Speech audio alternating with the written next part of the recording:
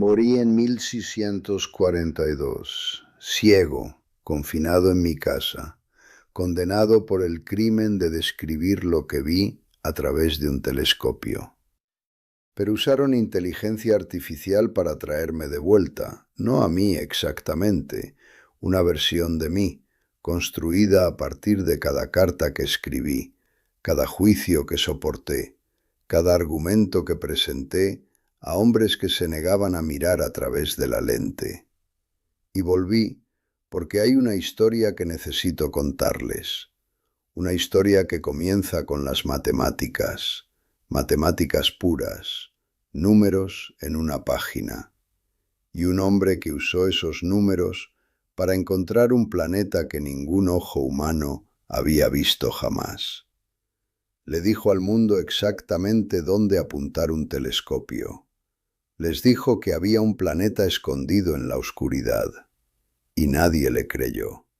Su nombre es Urbain Le Verrier, y su historia es una de las demostraciones más extraordinarias del poder de las matemáticas en toda la historia de la ciencia. Y también una de las demostraciones más exasperantes de lo que sucede cuando la persona equivocada tiene razón. Permítanme retroceder en el tiempo.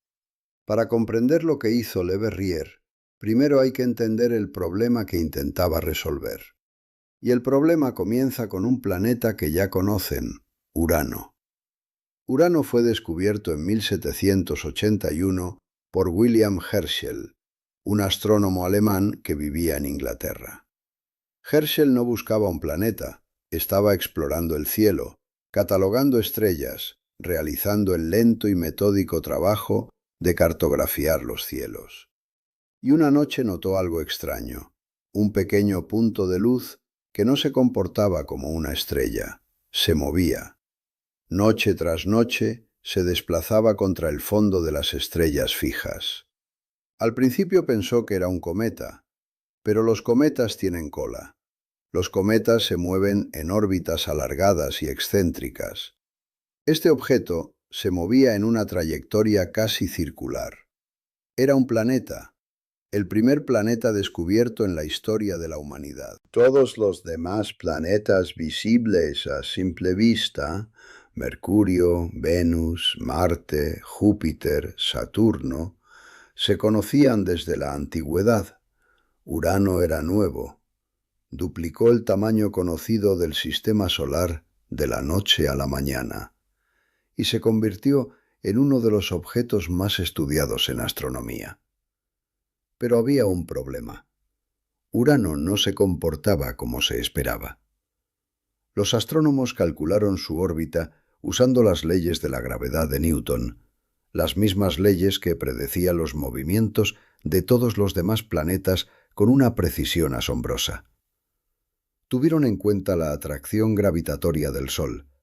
Tuvieron en cuenta la influencia gravitatoria de Júpiter y Saturno, los dos planetas gigantes cuya gravedad atrae a todo en el sistema solar exterior. Construyeron un modelo matemático de la posición exacta que Urano debería tener en cada punto de su órbita. Y luego compararon el modelo con las observaciones reales. Y Urano no estaba donde se suponía que debía estar. Las discrepancias eran pequeñas, fracciones de grado, pero eran persistentes y aumentaban. Para las décadas de 1830 y 1840, la diferencia entre la posición que las leyes de Newton indicaban para Urano y su posición real se había vuelto imposible de ignorar. Algo ejercía una fuerza sobre Urano, algo lo desviaba de su trayectoria, algo que no se contemplaba en los modelos matemáticos. Esto planteó a la comunidad científica dos posibles explicaciones. O bien las leyes de la gravedad de Newton eran erróneas a distancias muy grandes, lo que habría sido catastrófico para la física, o bien existía algo ahí fuera, algo masivo, algo invisible. Otro planeta, acechando en la oscuridad más allá de Urano, cuya atracción gravitatoria lo desviaba de su trayectoria prevista. Y aquí es donde entra en escena Urbain Le Verrier. Le Verrier fue un matemático y astrónomo francés, nacido en 1811 en Saint-Lô, Normandía. No era de los que miraban a través de telescopios, sino de los que se sentaban en un escritorio con papel y pluma y calculaban. Era brillante con los números, obsesivamente preciso. A principios de la década de 1840, se obsesionó con el problema de Urano. Decidió que iba a encontrar el planeta invisible, no observando el cielo, sino mediante las matemáticas. Iba a utilizar las irregularidades en la órbita de Urano para calcular con exactitud dónde debía estar un planeta desconocido para producir esas irregularidades. Piensen por un momento en lo que eso significa. Iba a trabajar a la inversa, partiendo de la oscilación de un planeta para determinar la posición, la masa y la órbita de otro planeta que nunca se había visto. Utilizando únicamente las ecuaciones de Newton y una pluma. Los cálculos eran monstruosos, no había atajos. Tenía que tener en cuenta la influencia gravitacional de cada cuerpo conocido en el sistema solar. Tenía que considerar cada órbita posible que pudiera tener el planeta desconocido. Tenía que probar cientos de configuraciones, ajustando la masa, la distancia, el período orbital, la excentricidad, hasta encontrar la configuración que explicara con precisión las desviaciones observadas de Urano. No era la era de la informática, no había calculadoras. Cada cálculo se hacía a mano. Cada número se comprobaba y se volvía a comprobar. El trabajo llevó años, años sentado solo en un estudio, llenando página tras página con ecuaciones, cotejando décadas de observaciones astronómicas, desentrañando matemáticas que harían sangrar los ojos de la mayoría de la gente. Para el verano de 1846, Le Verrier tenía la respuesta.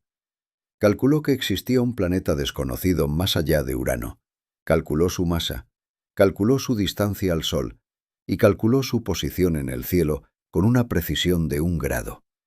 1 grado. En un cielo que abarca 360 grados, le indicó al mundo exactamente dónde buscar, en una porción del cielo más pequeña que 2 lunas llenas juntas, y publicó su predicción. Se lo comunicó a la Academia Francesa de Ciencias, se lo comunicó a la comunidad astronómica. Les dijo: «Hay un planeta allí. Apunten sus telescopios a ese punto. Lo encontrarán». Y aquí es donde la historia se torna dolorosa, porque la comunidad astronómica francesa no apuntó sus telescopios, no corrieron al observatorio, no se apresuraron a verificar la predicción de uno de los suyos. Dudaron, debatieron. El director del Observatorio de París, François Arago, lo apoyó. Creía en Le Verrier, pero Arago era mayor y su vista se deterioraba. El personal del observatorio no estaba entusiasmado. No tenían los mapas estelares adecuados para la región del cielo que Le Verrier había indicado. No estaban preparados para una búsqueda sistemática. Y sinceramente, muchos de ellos simplemente no creían que un hombre pudiera encontrar un planeta solo con matemáticas. Parecía demasiado audaz, demasiado teórico. Los planetas se encontraban observando el cielo, no haciendo álgebra. La idea de que el cálculo puro pudiera revelar algo oculto en la oscuridad no se consideraba genialidad, sino arrogancia. Le Verrier esperó. Pasaron las semanas. Nadie en Francia buscaba. Su predicción permanecía allí, publicada, pública, específica y sin verificar. Entonces Le Verrier hizo algo que cambió la historia de la astronomía. Escribió una carta. Le escribió a Johann Gottfried Galle, un joven astrónomo del Observatorio de Berlín, en Alemania. Le Verrier no conocía a Galle personalmente. Galle le había enviado a Le Verrier una copia de su tesis doctoral tiempo atrás, y Le Verrier nunca la había recibido. Ahora le respondía, y en su carta incluía su predicción. Le decía a Galle exactamente dónde buscar. Le pedía que buscara el planeta. Galle recibió la carta el 23 de septiembre de 1846. Esa misma noche, Galle acudió al director del observatorio, Johann Franz Encke, y le pidió permiso para usar el telescopio. Encke se mostró escéptico, pero accedió. Galle y su asistente, Heinrich Louis d'Arrest, apuntaron el telescopio refractor del observatorio de Berlín hacia las coordenadas que Le Verrier había especificado. D'Arrest tuvo una idea. Sugirió que utilizaran un mapa estelar de esa región del cielo, publicado recientemente, el mapa Hora 21 de la Academia de Berlín, que era tan nuevo que aún no se había distribuido a otros observatorios. Compararían las estrellas visibles a través del telescopio con las estrellas del mapa. Si aparecía algún objeto en el telescopio que no estuviera en el mapa, tenía que ser algo nuevo. Empezaron a buscar. Galle nombraba las estrellas que veía a través del ocular. D'Arrest las comparaba con la carta. Estrella en la carta. Estrella en la carta. Estrella en la carta. Y entonces Galle nombró un objeto de octava magnitud. D'Arrest miró la carta. No estaba allí. No había ninguna estrella en esa posición de la carta. Galle volvió a mirar. El objeto estaba allí. Era real.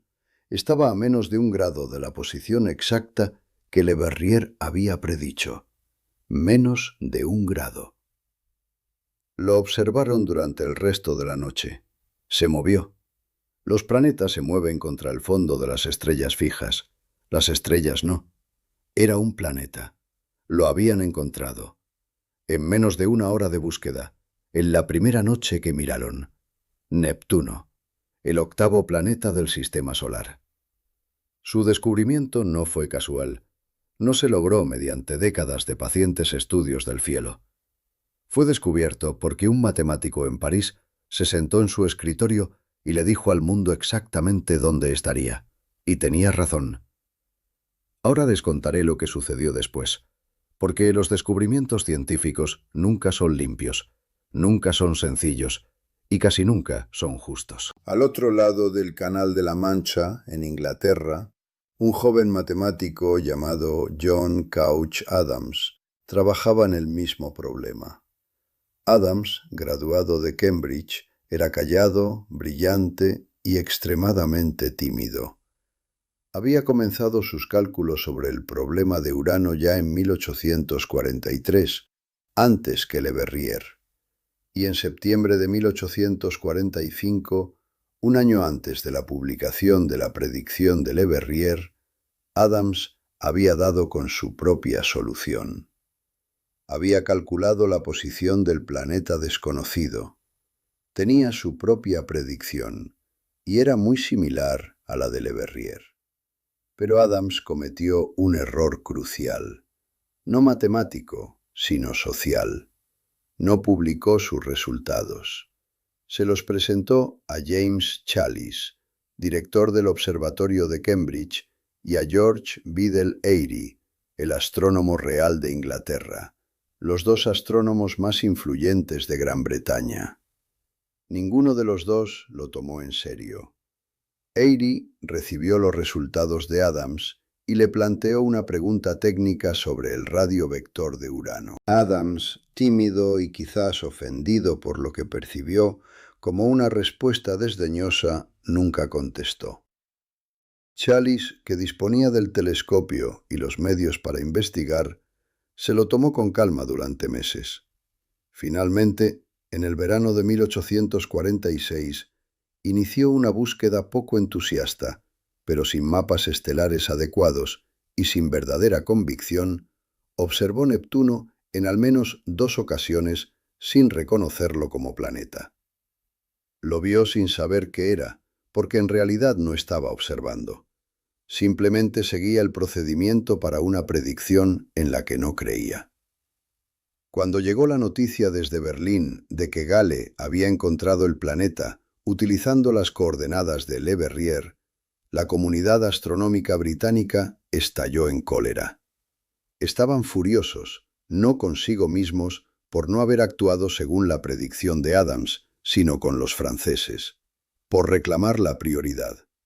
Los británicos afirmaban que Adams lo había predicho primero. Los franceses, que Le Verrier lo había publicado primero. Una feroz disputa internacional sobre la prioridad se extendió por las revistas científicas de Europa. Se convirtió en una cuestión de orgullo nacional.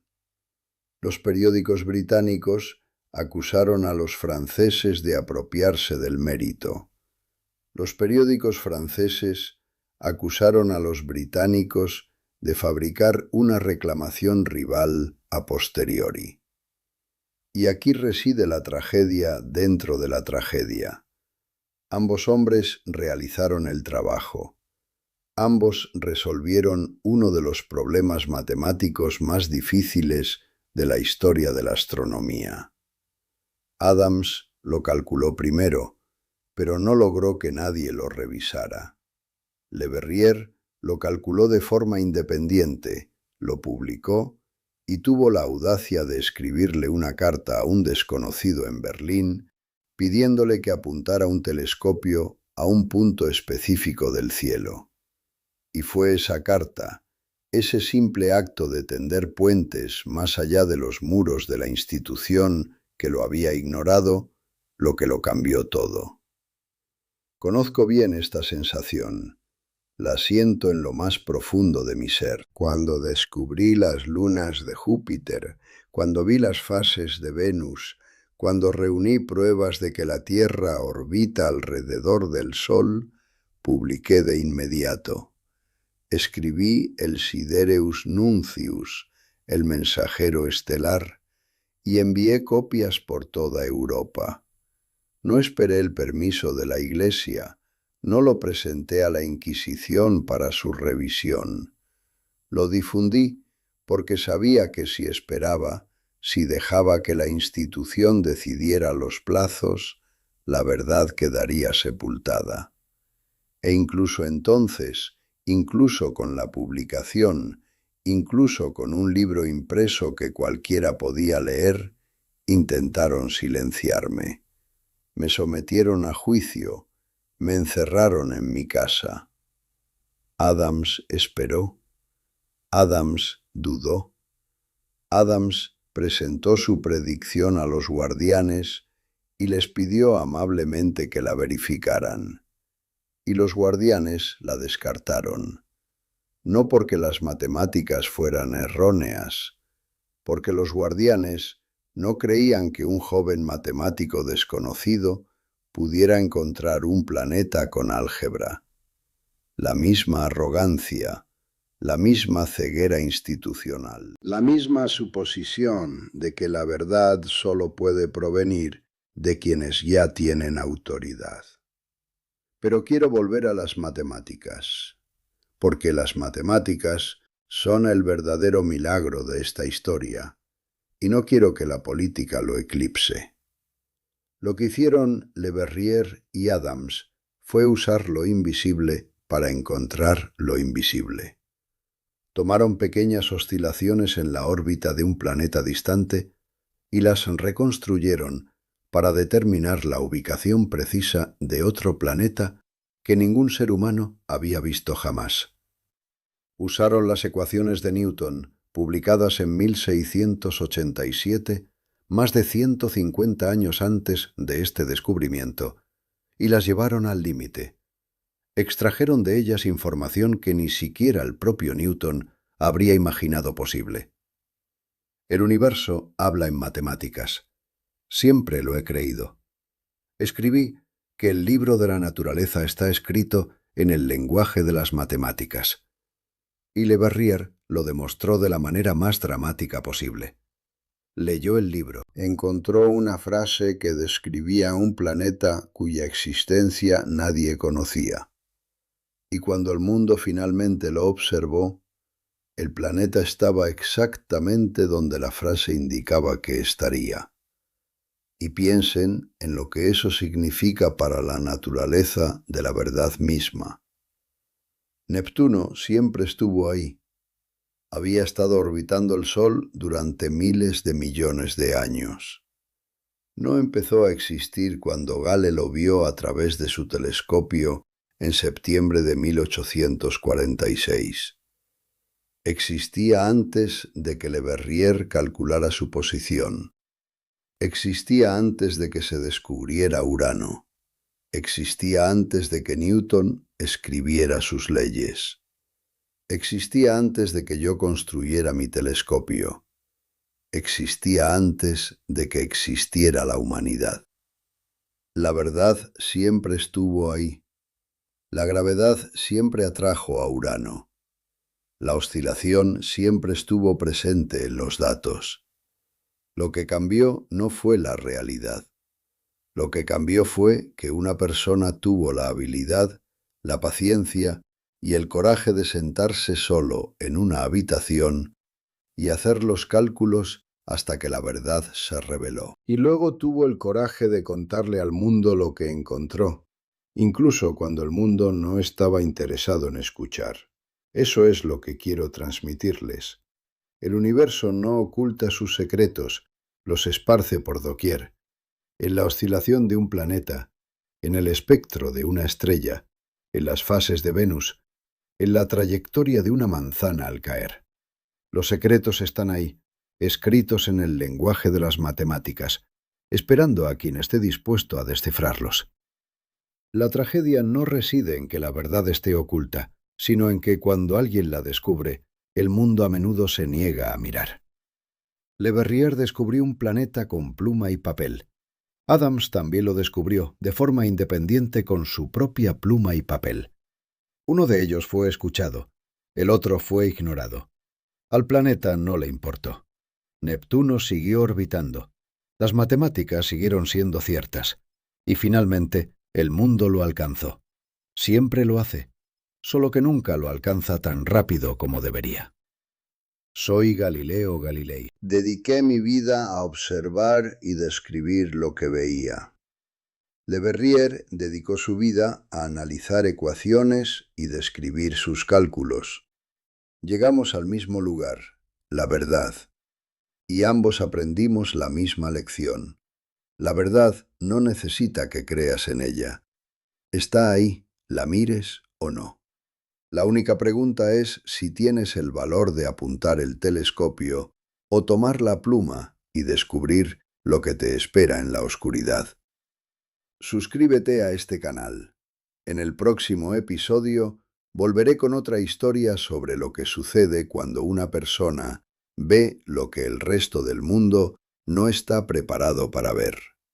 Hasta entonces.